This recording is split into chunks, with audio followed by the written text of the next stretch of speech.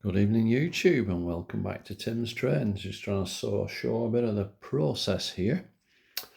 We've got the cutout all carved out, horrible stuff. This is the last batch of stuff I carved out, all these bits in this box, horrible things, full of static. You need a dust buster if you're going to work with this stuff because it's full of static and it doesn't want to go in the box. But yes, you'll need a dust buster. About the safest way to pick this stuff up because it sticks to your fingers because it's static and you can't get rid of it and it's annoying. But that's the last batch of it. So what we've got is a cutout river. That's going to have the resin in the bottom. It's not very deep, I know that. I knew that when I built this on a 1-inch base, that it was going to be a bit like this, but this is what I chose to do. I'm going to keep the track level on this. I'm not building gradients. So the river's a bit of a scenic effect. And a series of bridges, some that I've scratched, kit bashed myself, some that I've bought intact off eBay. These are railway bridges, but I'm going to use them on my road into the middle. The polystyrene will build the hill, as we've said before. So we've got bits of bridges. These are little girder bridges. That one I've cut back because it pushes under a set of points. Space is always the problem, isn't it? Curved bridge. And my homemade curved bridge, which is sort of kit bashed together out of TT scale because I wanted the curve to go with the twin track, which is 22.5 degree curve. This was a 22.5 degree curve in TT scale. It was a twin track with a girder down the middle, but I cut it in half and separated it and sat it on cardboard and added some more girders and some cardboard to stiffen it. So it'll all get painted up, but that's going to sit in here. Now I appreciate it doesn't fully cover the river, but once it's put together with some additional girder sides, it will look a bit better. It's just a bit odd there the way it's cut, but I had to work with the track. The track is the important thing. Real life, they don't build curved bridges, do they? They build straight ones.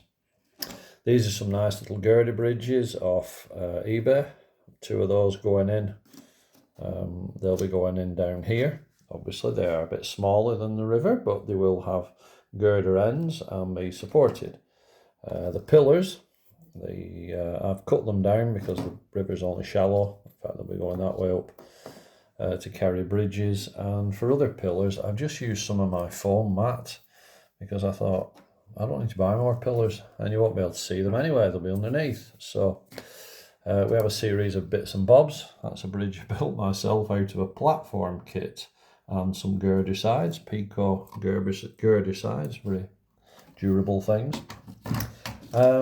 So I've painted in the notches I've cut because, again, to maintain the track height, I've had to notch in the bridges into the riverbank.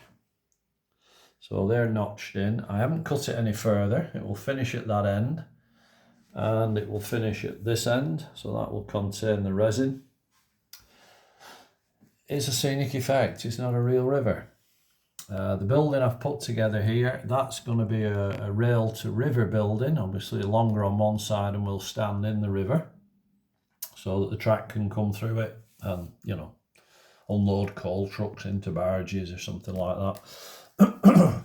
And to line the river, because we're going for industrial river, you'll notice this is straight-sided, pretty much-ish, down to my use of my craft knife and trying to make it look a little bit like a river. Straight-sided because I'm going to line it with plastic sides. These sort of things.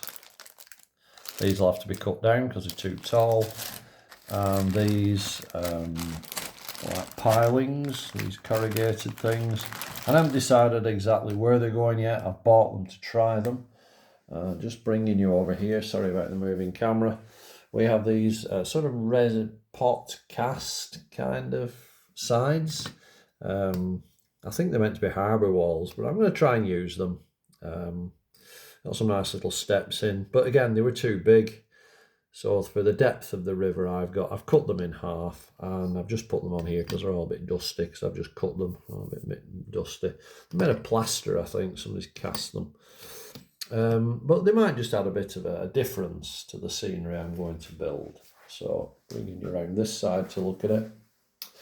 This is our building, built with bits of foam. Again, I haven't decided yet how this is going to sit entirely, but it will sit like that in the river. Exactly what the spacing will be, so the biro marks are a guess. We have to get a track into the shed. That'll be the one that comes from the coal mine over the back of here, the imaginary coal mine, and then goes off over a bridge to join the main line. But the idea is that we have trucks able to come through and unload into a barge which can sit in the river beneath. I don't know yet whether I'm going to set it in the resin and then break the foam away, or just set it in the resin and hope I don't have to move it again. I don't know. So that's where we're at on the river. Just waiting for the paint to dry, and then I can do a bit more with the bridges, the parapets. But the next stage of this is to take those river walls and start lining the river with plastic walls and work that into the bridge abutments, build all the structure up. Probably the last job is to pour the resin in. Just as an aside, off a wonderful chap on eBay, we've got these wonderful McDonald and Kentucky buildings, which I think are kind of in keeping with American themes. So they'll be getting painted up. Kentucky and McDonald's. What else? It's American. What else? Okay, so that's it for now, folks. If it helps you along, it doesn't. If it entertains you, smashing. This is just me building and messing. So we'll see what we end up with. Okay, ta-ta for now.